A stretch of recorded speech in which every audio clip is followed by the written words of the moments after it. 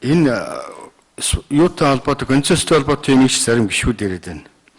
Шалгаж чадахгүй бол ил болгочих гээд байгаа шүү дээ. Бүх мэдээллийн хин хэдэн дүүрэг хэзээ яаж авсан. Энэ улсын үйлдвэрийн газруудын авсан нэртэй энэ үгүүлэхэд энэ үүсгэсөөр авч ашигласан юмнуудын цаана хин нэгний карманд л явж байгаа шүү дээ. Тэр энэ мэдээллийг ил болгоод авчаач. Энэ өмнө нь явагдсан юмнууд одоо эргэж харах юм уу?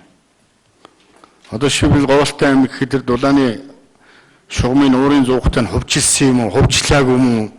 Хинч мэддэггүй. Тэр гэрээ шийдвэр юм байна уу гэхээр нэг хүн миний өмчгөө гараа суучдаг. Энэ бол Увс Ховд аймагт бас өмнө тохиолдсон шүү дээ.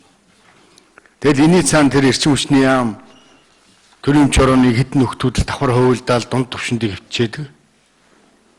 Тэгээ ард иргэд нь болохоор хамгийн өндөр үнэтэй цахилгаан хэрэглэнэ, дулаан хэрэглэнэ. Хамгийн өндөр үнэтэй нүүрсийн тэнд хэрэглэнэ. Тэр цэвэр усны үйлдвэрийн нэг үйлдвэр одоо манай аймагт тус байна. 1.9 тэрбум төгрөгөөр байгуулагдсан гэж байгаа. 8-ыг харьцах 12-ийн хэмжээтэй ус савладаг сэндвичийн барилга. Санхүүгийн болоод бусад юугийн шалгалт шүлгийг хийгээд үзэхээр бие биедээ мөнгө зээлдэг, эсвэл валютын харилцаанд оруулж ийн гэж доллар авч буцаад зардаг. Тинад өмч чи эзэнгүүтсэн байна.